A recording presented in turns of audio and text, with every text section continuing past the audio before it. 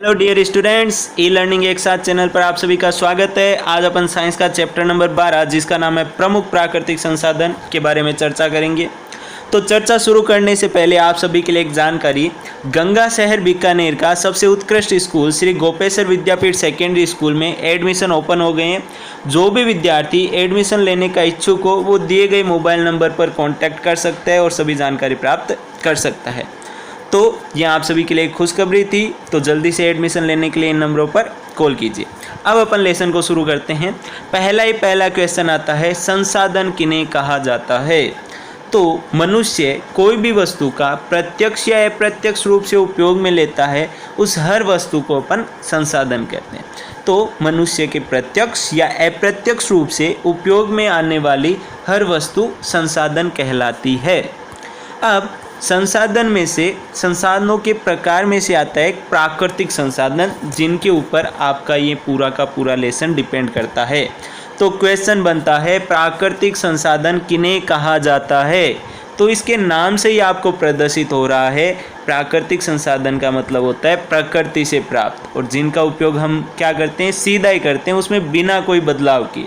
तो ऐसे संसाधन जो हमें प्रकृति से प्राप्त होते हैं और जिनका उपयोग हम सीधा अर्थात उनमें कोई भी बदलाव नहीं करते हैं, सीधा ही उसका उपयोग करते हैं, ऐसे संसाधन को अपन क्या कहते हैं, प्राकृतिक संसाधन। जैसे कि आपकी क्या हो गई, वायु। तो वायु में आप बगैर बदलाव के आप सीधे ही उसका श्वसन के रूप में उपयोग में लेते हो, तो वो आपका क्या हो गया, प्राकृतिक संसाधन।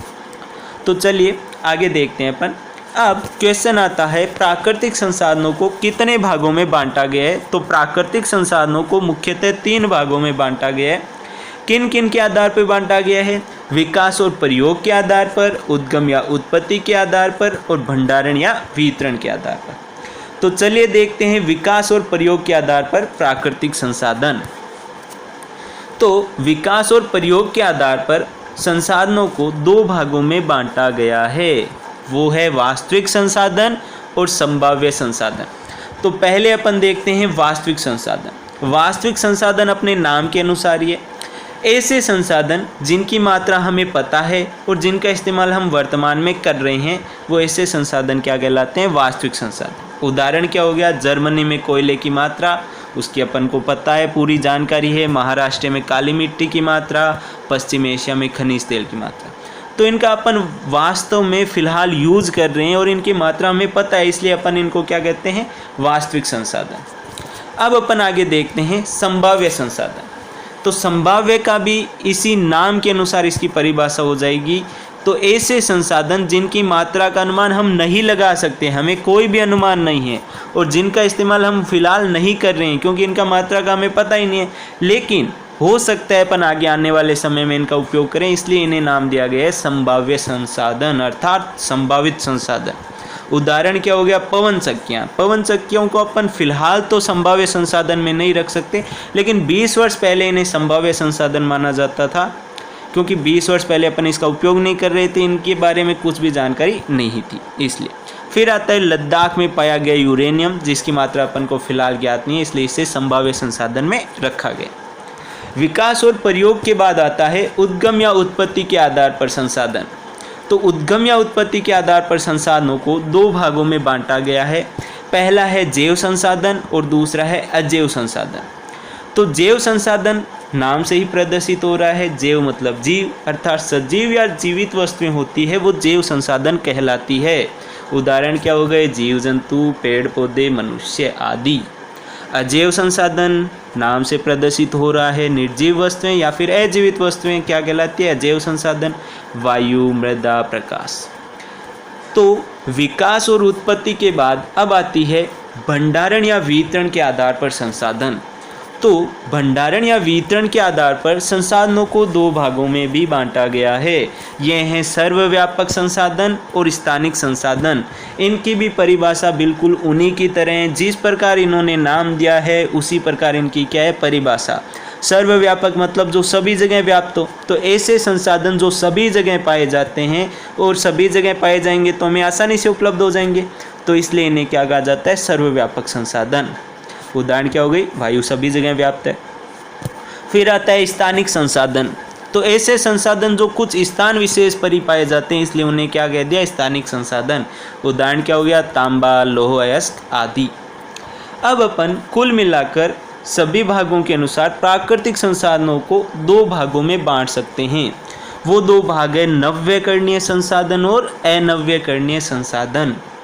तो नव्यकरणीय संसाधन देखते हैं, वे संसाधन जिनका भंडार है वो क्या है, असीमित है, तथा जिनका निर्माण और प्रयोग अपन दोबारा कर सकते हैं वो क्या कहलाते हैं, नव्यकरणीय संसाधन। उदाहरण से देखते हैं सौर ऊर्जा। तो सौर ऊर्जा का भंडार है वो असीमित है क्योंकि ये सूर्य से प्राप्त होती है, तथा इनका निर्माण और प्रयोग अपन दोबारा कर सकते हैं, आराम से कर सकते हैं, इसलिए इन्हें किस में रखा गया, नव्यकरणीय संसाधन। तो नव्यकरणीय संसाधन, भंडार असीमित और निर्माण और प्रयोग अपन दोबारा कर सकते हैं, वो हो गए नव्यकरणीय संसाधन। अब अपन देखते हैं अनव्यकरणीय संसाधन। तो ऐसे संसाधन जिनका भंडार है वो क्या है, सीमित है, कुछ ही मात्रा में है, तथा जिनके निर्माण होने की आशा या तो बिल्कुल भी नहीं है या इन्हें निर्माण होने में बहुत अधिक समय लगेगा, ऐसे क्या कहलाते हैं, संसाधन अनव्यकरणीय। तो उदाहरण क्या हो गया, कोयला, पेट्रोलियम, प्राकृतिक गैस। आप सभी को पता ही है कोयला और पेट्रोलियम की निर्माण विधि, तो इनको बनने में सालों लग जाते हैं, इसलिए इन्हें कहा जाता है कि निर्माण होने में बहुत अधिक समय लगता है, अर्थात इनकी आशा बिल्कुल भी नहीं होती निर्माण होने की। तो ये थे नव्यकरणीय और अनव्यकरणीय संसाधन। तो अब इन्हीं पर बेस कुछ क्वेश्चन जो आपको कमेंट बॉक्स में करने हैं, इसकी तरह मत कीजिए, बिल्कुल जल्दी से कमेंट कीजिए। क्वेश्चन है नव्यकरणीय और अनव्यकरणीय संसाधनों के दो उदाहरण, एकदम इजी है, अभी बताए मैंने। फिर आते हैं आपके जैव और अजैव संसाधन में अंतर स्पष्ट करें। तो अंतर स्पष्ट कीजिए जल्दी से, और संभाव्य संसाधन का एक छोटा सा उदाहरण दीजिए। अब अपन वीडियो में आगे बात करते हैं। अब आ गए प्राकृतिक संसाधनों का संरक्षण। तो क्वेश्चन आता है प्राकृतिक संसाधनों के संरक्षण से क्या आशय है। तो आप लोग संरक्षण का मतलब ये मत समझिए कि प्राकृतिक संसाधन है उनका अपन प्रयोग नहीं करेंगे, सिर्फ उनकी रक्षा करेंगे भाई, सिर्फ उनको एक स्थान पर रख लिया, अपन उसको क्या करें, इकट्ठा करें। अपन को आवश्यकता है तो भी अपन उसका उपयोग में नहीं ले रहे, कंजूसी कर रहे हैं, आवश्यकता है फिर भी भविष्य के लिए बचा रहे हैं, उनकी क्या करें, रक्षा करें, प्रयोग नहीं करें। तो संरक्षण का मतलब यह अर्थ कभी भी नहीं होता। संरक्षण का अर्थ होता है वो देखो, जो अपन के पास प्राकृतिक संसाधन है उसका अपन क्या करें, योजना के अनुसार समुचित मतलब पूर्ण रूप से वेस्ट नहीं करें और विवेक के अनुसार उपयोग करते हैं, तो यही क्या कहलाता है, संरक्षण। यह नहीं कि आप उसकी क्या करें, प्रयोग में नहीं ले रहे, सिर्फ रक्षा कर रहे हैं, उसके उपयोग में कंजूसी कर रहे हैं, और आवश्यकता है फिर भी अपन भविष्य के लिए बचा रहे हैं। जैसे घर में होते हैं गहने, बनवा तो लेते हैं लेकिन पहनते नहीं हैं, सिर्फ अंदर तिजोरी में सजा के रखते हैं, तो उससे कोई भी आशय नहीं है। आप लोग गहनों को क्या करें, योजना के अनुसार पूर्ण रूप से और विवेक के अनुसार ही क्या करें, पहने। तो यही आशय किससे, प्राकृतिक संसाधनों के संरक्षण से है। अर्थात संसाधनों का अपन क्या करें, अधिक से अधिक समय तक और अधिक से अधिक मनुष्यों की आवश्यकता के लिए अपन उनका क्या करें, विवेक से उपयोग करें। तो ये होता है संरक्षण प्राकृतिक संसाधनों का। अब अपन आगे देखते हैं संसाधनों के संरक्षण की आवश्यकता क्यों पड़ी। यह भी अपन मानवों की वजह से, देखते हैं क्यों। मानव क्या करता है, विभिन्न प्राकृतिक संसाधनों का उपयोग खुद की आवश्यकता के लिए करता रहा है। ये खाद्यान्न और अन्य कच्चे पदार्थों की पूर्ति के लिए उसने क्या किया, भूमि को जोतता है, फिर सिंचाई और शक्ति के विकास के लिए वन्य पदार्थ, खनिजों का शोषण और उपयोग करता है। और आप लोग देख ही रहे हैं कि जो जनसंख्या है वो लगातार, और जो औद्योगिक उत्पादन है, फैक्ट्रियाँ वगैरह, वो तेज़ी से क्या हो रही है, बढ़ रही है।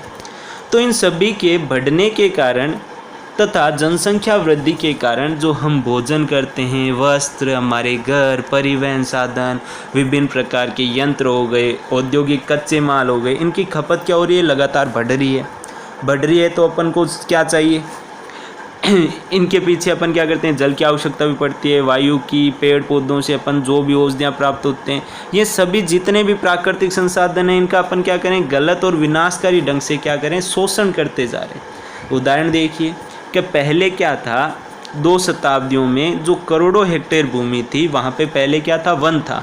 तो उस वन को अपन ने खुद की आवश्यकता की पूर्ति के लिए उन वनों को काट दिया, साफ कर दिया, वहाँ पे क्या बना दी, सड़कें बना दी, अच्छी अच्छी बिल्डिंगें बना दी, जिसके कारण क्या हुआ, अपन जो प्राकृतिक संसाधन है उनमें तेज़ी से तो कमी आई, तथा जो उत्पादन क्षमता थी वो भी घट गई, ऑक्सीजन की जो मात्रा थी वो भी कम हो गई।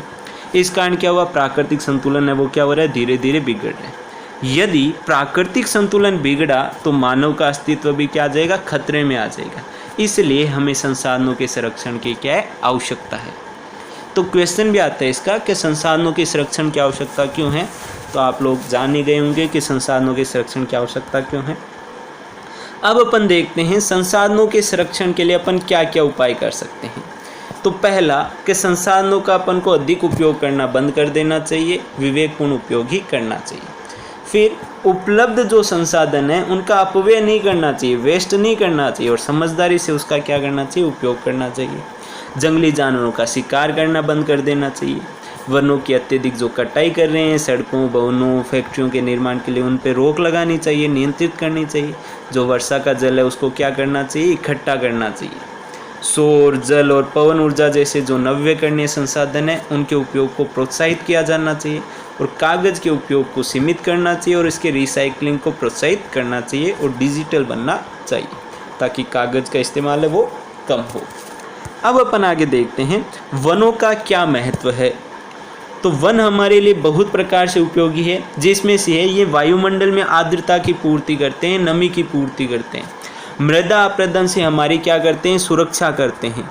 मृदा अपरदन से तो आप वाकिफ होंगे, मृदा का कटाव होना, अपनी ऊपरी सतह से क्या होना, हटना, मृदा अपरदन कहलाता है। तो ये वन क्या करते हैं, मिट्टी, जो पेड़ होते हैं वनों के, तो पेड़ क्या करते हैं, अपनी जड़ों के द्वारा मिट्टी को बांधे रखते हैं। जो तेज़ हवा आता है, जल आता है, तो उसके साथ बहने से रोकते हैं। इस प्रकार मृदा अपरदन से बचाते हैं। पर्यावरण को स्वच्छ रखते हैं। इनका आर्थिक महत्व भी है, क्योंकि जो लकड़ी है वो अभी बहुत ज़्यादा महंगी बिकती है, उसके उपयोग भी अनेक है। तो ये आर्थिक महत्व इसके अनेक है। इससे हमें अनेक औषधियाँ प्राप्त होती है। जीव जंतुओं का आशियाना भी है, जीव जंतुओं का घर है, आवास स्थल है। ये प्राकृतिक संतुलन बनाए रखता है। ऑक्सीजन अपन को देता ही है अत्यधिक मात्रा में। तो इस प्रकार ये प्रकृति के लिए भी आवश्यक है। और वन से हमें बांस, गोंद, तेल, बीज आदि अनेक उपयोगी पदार्थ भी प्राप्त होते हैं। तो वनों का अत्यधिक महत्व है। अब देखो वन उन्मूलन के कारण। तो वन उन्मूलन का आशय वनों का नष्ट होना। तो वनों के नष्ट होने के पीछे क्या क्या कारण है वो देखते हैं। तो वनों के नष्ट होने का पहला बड़ा कारण है जनसंख्या वृद्धि।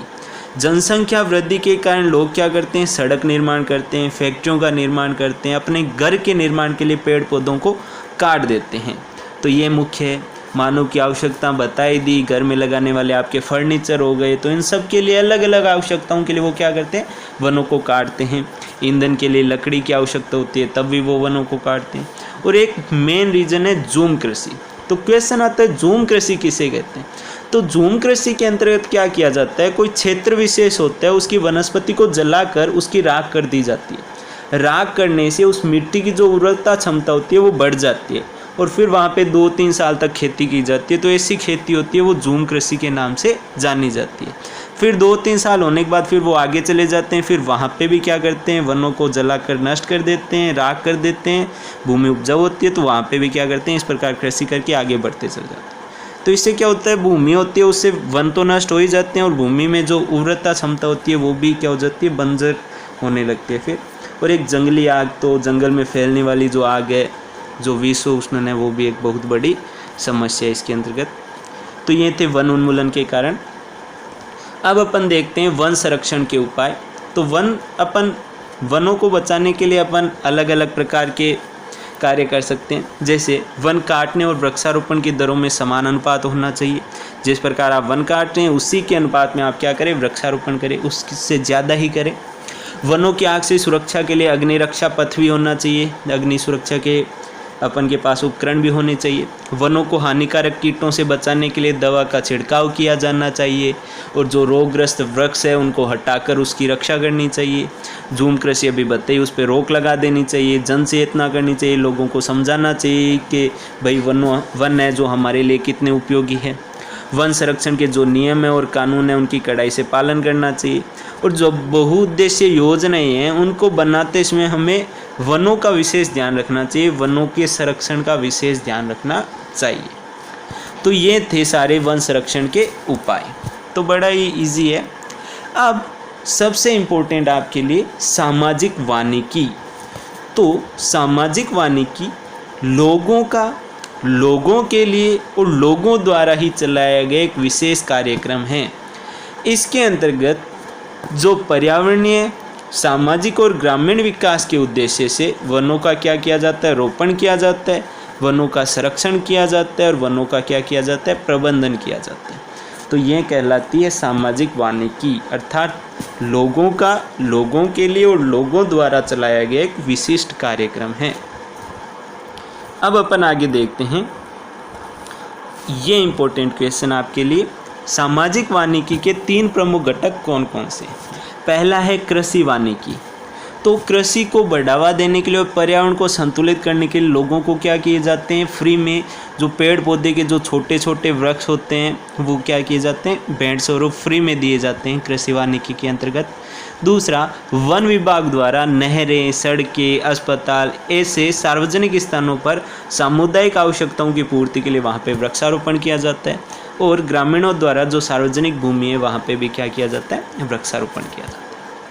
तो क्वेश्चन देखते हैं। क्वेश्चन है, भारत में वन लगभग कितने क्षेत्र में फैले हैं। तो भारत में लगभग 8 लाख किलोमीटर क्षेत्र में वन फैले हुए हैं।